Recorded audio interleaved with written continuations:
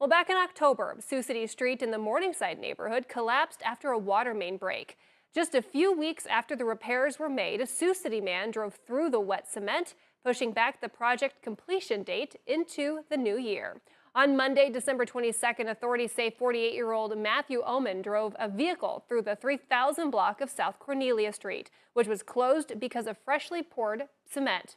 Oman has been charged with operating while under the influence, first offense, and cited for driving past a barricade.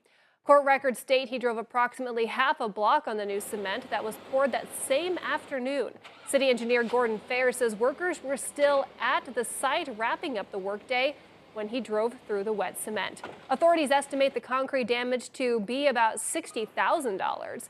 Now, this is an emergency contract with an overall price tag of $850,000, which replaced the water main and would rebuild the entire street from Wellington Avenue to Lincoln Way. The estimated timeline of completion was Christmas, but due to the snow and now having to remove major portions of the concrete, the timeline is pushed back to mid-January. The last concrete truck had just left the site.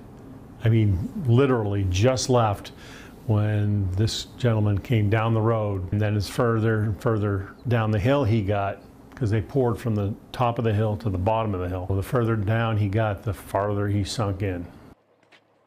Damages to the concrete are estimated at about $60,000, but the city says taxpayers are not going to pay for it.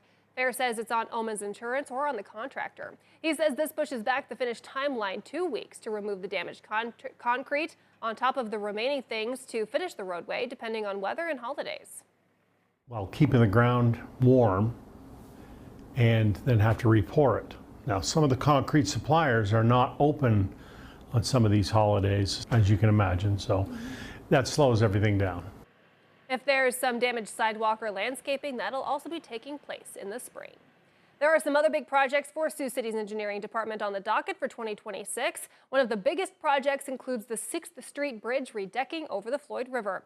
The project includes the removal and replacement of the bridge deck, barrier rails, sidewalk, and light poles on the 6th Street Bridge over the Floyd River. The bridge deck will also feature a 10-foot bike trail on the south side. Also, the second half of 29th Street reconstruction project, part 1 of that project, wrapped up in November.